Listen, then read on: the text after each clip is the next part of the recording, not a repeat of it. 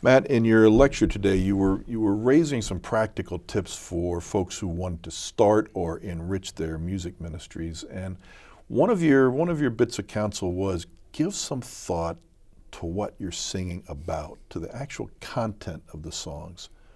Well, how do you do that, and what should you think about? Yeah. Well, you should say, you would hope this goes without saying, but actually as someone who's planned worship sets, sometimes I know it doesn't go without saying. Sometimes we think more about whether we want to be singing a fast or a slow song than we spend time thinking about what are the contents of the lyrics. Hopefully no one who's watching this can relate to that.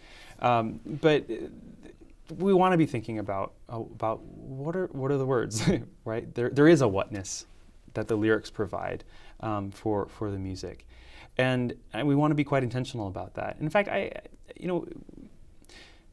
the intentionality that we do or we don't put in ends up impacting the people we're leading in worship, no matter what. If we put no thought in, we are essentially training the people who are worshiping with us not to pay attention to the words, because apparently they're a bunch of gibberish. If they try to follow how one connects to the other, eventually they'll give up trying to think too much about it. We've taught them to ignore it.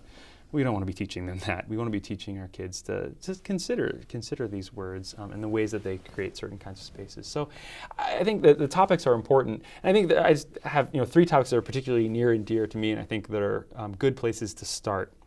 And the first one is obvious, is encounter itself, right? So there are songs that will thematize, that will actually talk about encounter. So they're not just songs that happen to create space in which encounter can happen, but they're songs that actually have us start to think about God is a presence here in this place. Jesus might be present here. I want to see the Lord. I want to have an encounter. I want to know more. I want to be known more.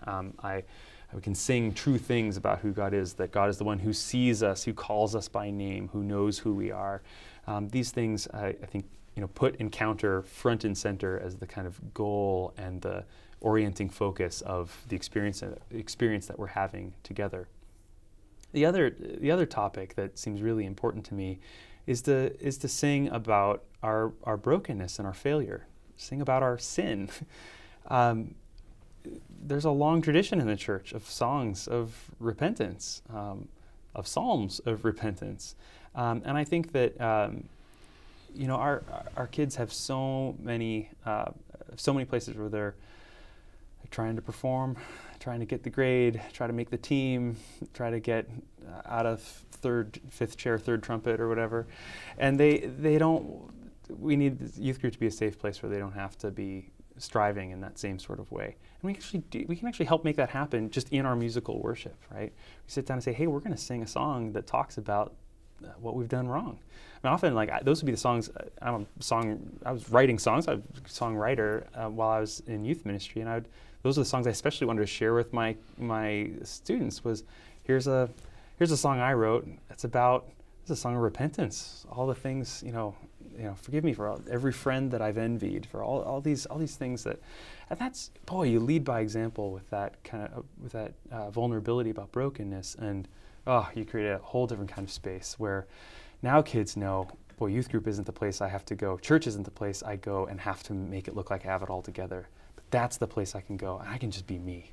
And if I'm on a good day, that's good. It's okay to be okay. It's okay not to be okay. And I think we can actually put ourselves on a trajectory to get to that kind of culture in a ministry, even with our music.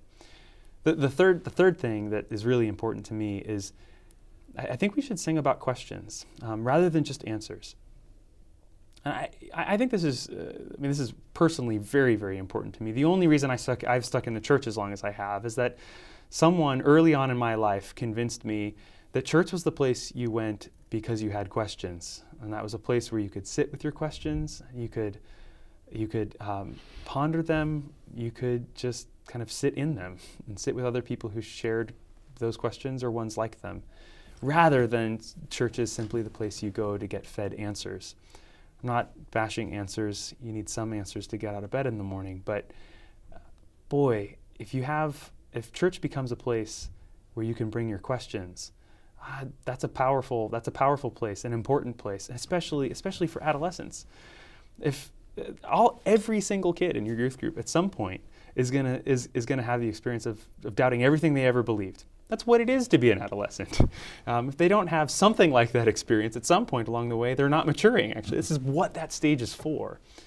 And so the question we need to ask ourselves as a church is, when that moment comes, do we want these folks to have to leave the church? Because church is where you have to have it all figured out. Or do we want church to be the place that is exactly where you're supposed to go right when the world is turned upside down, nothing makes sense anymore? I just think Jesus was constantly asking people questions in the Gospels, inviting their questions. A question begins a dialogue, an answer is a monologue and ends and kind of forestalls any future conversation. And if we can have questions, if we can have songs that engage our questions that we have, that are open-ended, that talk even about the moments of aporia, of just where there are no more words. One of my favorite songs that we did when we were in youth ministry was this song by David Crowder, I Need Words. I need words as wide as sky. I need a language that I've yet to find. I need a song to sing you. All these things, I need words that I don't have. That's what music is and can be. And I think the lyrics can help draw our attention to this trans-rational kind of moment and kind of and space that we're entering when we enter into musical worship together.